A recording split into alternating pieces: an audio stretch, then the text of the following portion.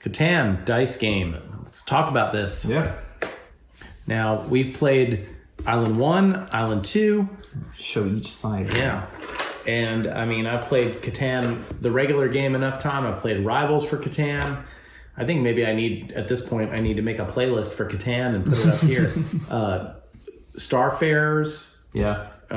Yeah, so I think we're qualified to talk about this dice version of it. This is a roll and write, which I guess would have been one of the first ones that I'm aware of, because this game's been out for a number of years. Yeah, this is... I haven't played in a long time, but my wife and I do have a copy of this from a long time ago. Maybe older than that. I thought it was very good. I think, especially on side 2, it really feels like Catan. Yeah, I think it's two very unique experiences. This first side where you have to do things in the order, it feels like your path is a little more set. Mm-hmm. But I do like the way that you can sort of scramble a different direction. Like, oh, well, I didn't roll well for this. Let's get the knight, and then maybe I can get that resource to do something else later. Right. So, between the two of us, I think we had one round where we were able to do absolutely nothing on this side. Mm-hmm. So, it always felt mitigated. And then this side, I think, feels very much like traditional Catan. The building the road out, the fight for longest road, fight for army, making sure you have access to the points where you need to build the cities and settlements. If you like Catan and you're looking for something travel size to take on a flight or, out to the pub or a picnic or whatever, this is a great version of it. I kind of feel like it scratches the itch of Catan without having to trade with people and do all the other stuff that you have to deal with. Brings it down. Yeah, or the fact that with this turn, every time that you roll the dice, you're at least in control of the resources that you're about to get. As opposed to, I have played several games of Catan where there were great, horrible droughts for a single player. Right. Where through either poor choice of their cities or just awful, luck of the dice, the numbers that their places are adjacent to never get rolled, and they go not just their own turn, but everybody's turn without getting resources and sit there.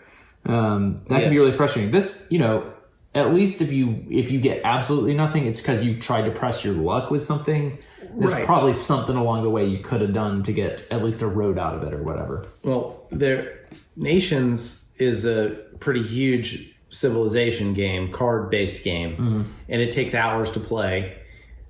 But Nations, the dice game, for me, is a better game, an actual game for me that I enjoy more because I still get to build my civilization. I'm doing it at 15 minutes per player.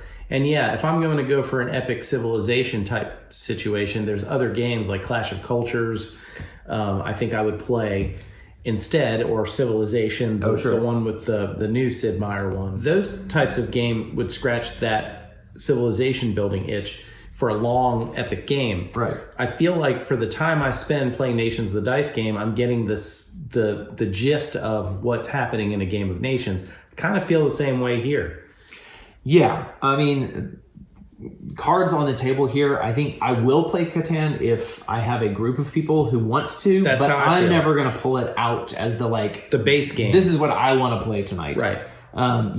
This one, again, because you have a lot more control and it functions better for me, and I am more likely to pull this one out. Right. I think I would suggest this game, especially to someone who just says they can't stand playing Catan. Yeah. I'm like, well, maybe you should try this. Because for me, Rivals for Catan, which is basically it's just a 2-player version of it, is really, really good. Yeah. And all these games rely on dice at some point. All the Catan games that I'm aware of. There might be one that's more Euro. But at the end of the day, if you're going to get screwed by the dice, let it happen here. Yeah. I love Twilight Imperium. It takes all day to play, but at the end of the game, there's a real good chance that the dice might decide a 12-hour experience.